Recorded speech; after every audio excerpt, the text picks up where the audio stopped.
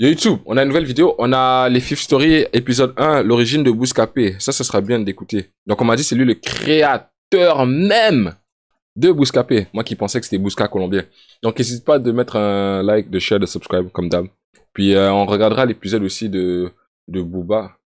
Mais là, on va en apprendre sur l'origine de Bouscapé même, la plateforme. Ils ont changé le logo récemment. Ils ont changé de logo récemment. Donc, en plus, on est dans le thème. J'espère que vous allez bien. C'est le premier épisode de mon émission, ça s'appelle Fifth Story. Donc pour le premier épisode, j'ai choisi de vous raconter l'histoire de Bouscapé. Comme on aime les concepts et on aime pousser les concepts jusqu'au bout, à fond la caisse, à toute patate, et ben voilà. On est en direct d'une favelas pour faire le premier épisode. Je suis en direct de Brésil, de Rio, Tema. Franchement. Rio de Janeiro. Je sais que tu kiffes.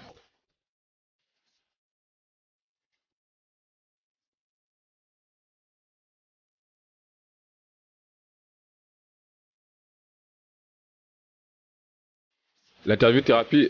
Ouais, on va faire celui d'Al Capote. Al Capote aujourd'hui. On fera celui de Al Capote.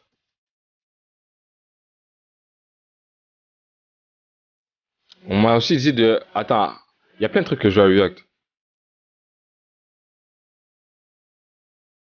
Il y a aussi un freestyle là de Alpha One. On m'a dit de faire le freestyle couvre-feu d'Alpha One. Freestyle couvre-feu, Bouscapé, pour ceux qui ne connaissent pas encore, parce que je sais qu'il y a beaucoup de gens qui ne connaissent pas ou... Ouais, Adam, on a fait Akimbo. Bouscapé, c'était un personnage du film La Cité de Dieu. Toi, mec, Akimbo, j'en ai deux.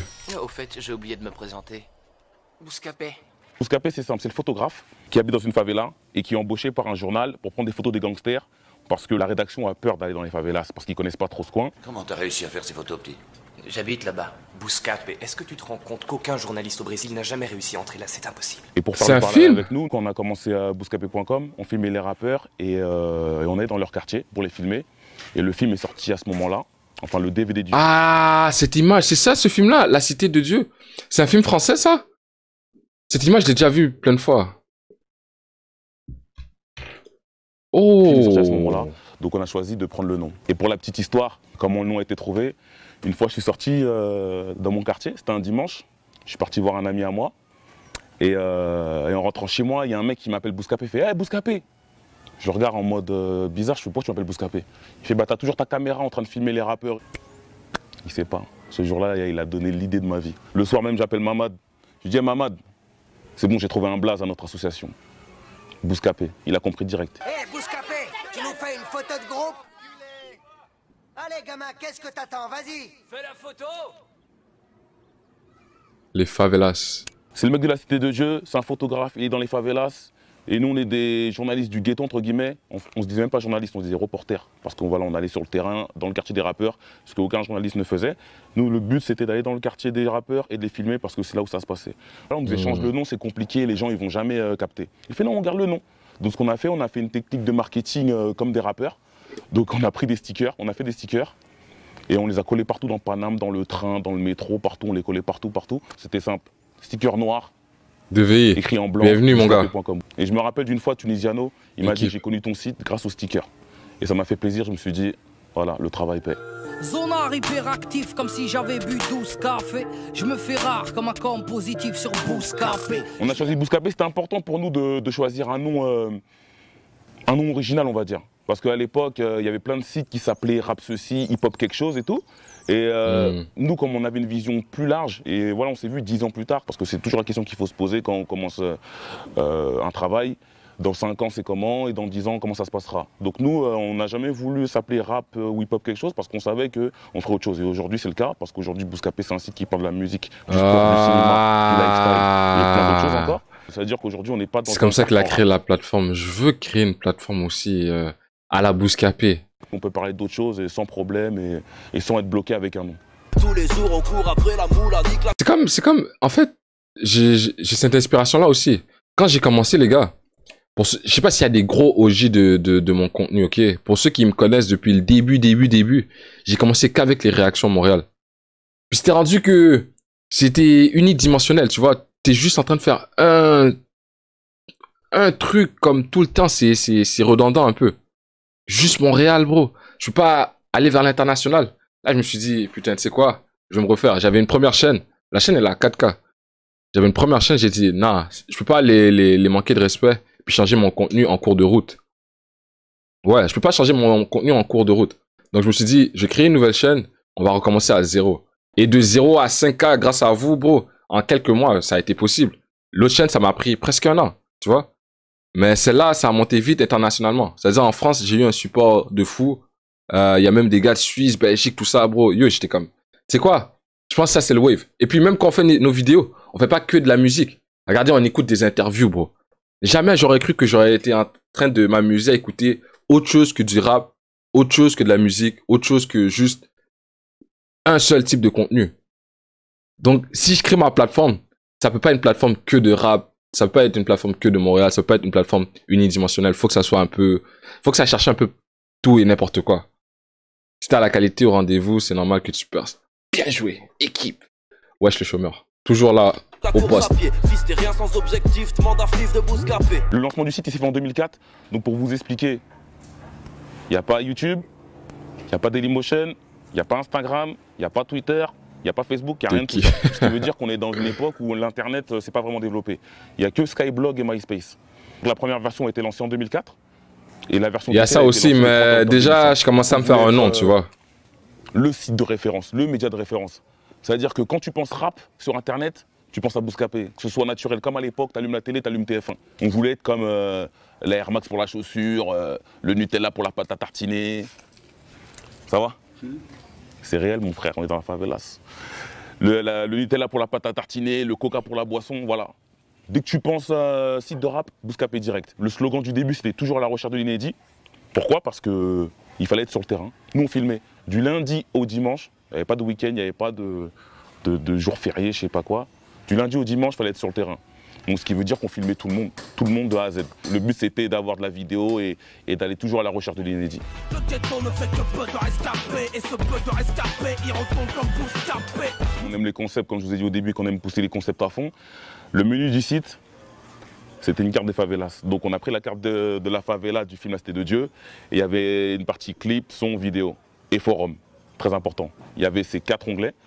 Et voilà, franchement, avec du recul, quand je regarde, c'était grave moche. Mais à l'époque, ça tapait. Franchement, on était contents de truc. J'ai eu Internet très tôt, moi.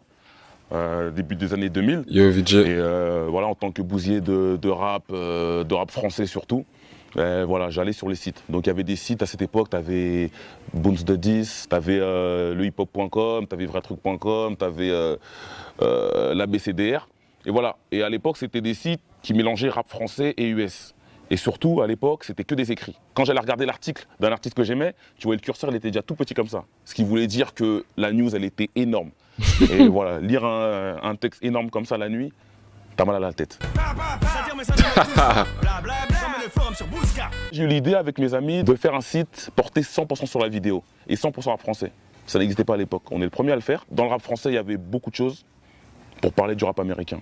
J'écoute du rap américain, mais je préfère le rap français. On s'est jamais prétendu journaliste en fait. Le but c'était d'être des reporters. Donc le reporter c'est quoi? Il va sur le terrain, il filme, il pose 2-3 questions, mais en gros il montre ce qui se passe sur le terrain quoi. C'est au fil du temps qu'on a commencé à faire des interviews. Au début, voilà, j'ai fait des making-of. Youssoufa, des gros aussi. De clips. Donc j'étais beaucoup avec Olkari au début, donc je le suivais en 2004 lors de la sortie de son album La Dignité. Et voilà, je le suivais, je posais pas de questions, juste j'étais présent.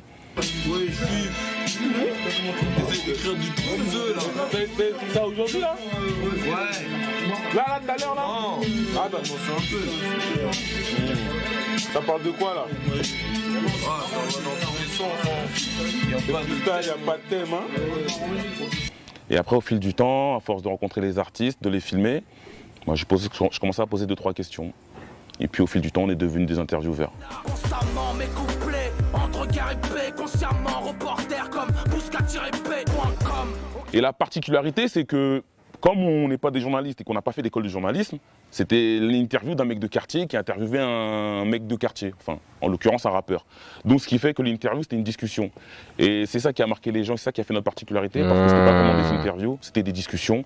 Donc on parlait de tout, on se lâchait quoi. Les rappeurs, voilà, c'était comme des potes, même si on se connaissait pas beaucoup, mais il y avait ce truc, ce feeling où on se reconnaît quoi, on se connaît. Donc ça, la caméra est allumée, mais la caméra elle n'existait plus pour nous. C'était des discussions, c'est pour ça que ça a donné au début des interviews mythiques, comme celle de Salif. Aussi, tu fais des morceaux, il y a quoi? Il y a Kaira La Muerte, il y a des morceaux comme... Est-ce que dans Kaira La Muerte, je t'ai dit, je suis le bioman des Kaira, la vie de ma mère. Non, comme Ghetto Youth. Non, je suis Spiderman, je vole, je te prends les bras, je me retourne, je t'encule ta race. Est-ce que j'ai dit ça dans Kaira La Muerte? Pour la petite histoire aussi, pour nos interviews, les gens nous Spider-Man, se prend. Ouais, mais quand on fait des interviews, ça bouge et tout ça. C'est pas qu'on n'avait pas d'argent pour acheter un trépied, c'est qu'on aimait cette manière de filmer.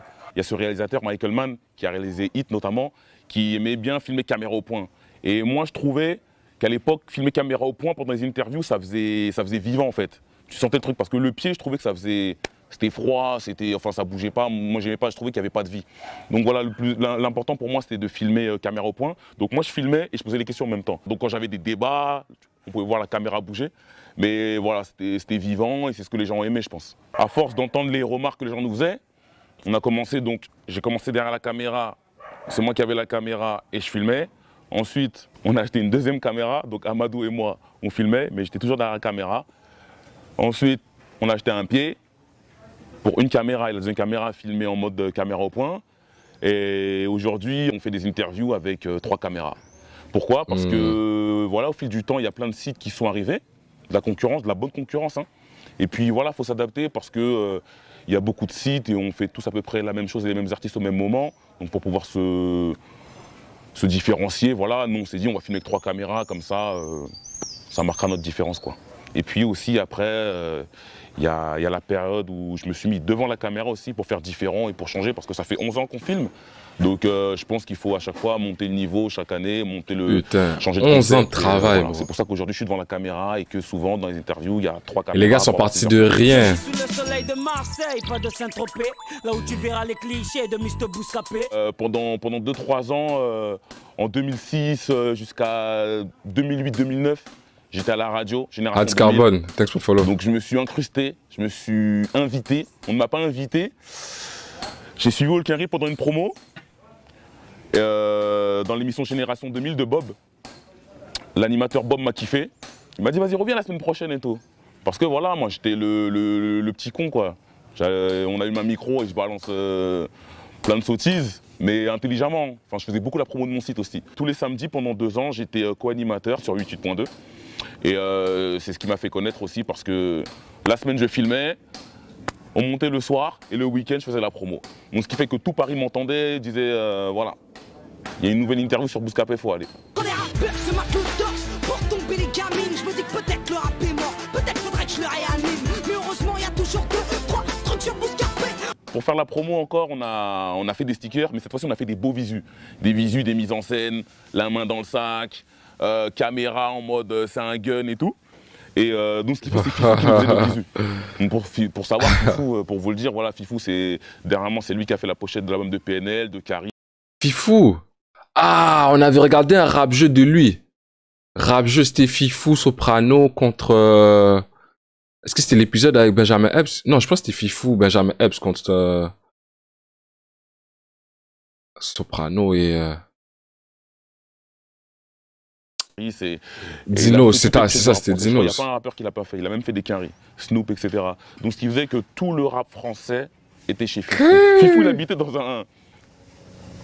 Allez, je vais être gentil, je crois qu'il habitait dans un 9 mètres carrés. Sincèrement, dans un 9 mètres carrés. C'était son bureau et sa baraque. En fait, il y avait une cour en bas de chez lui.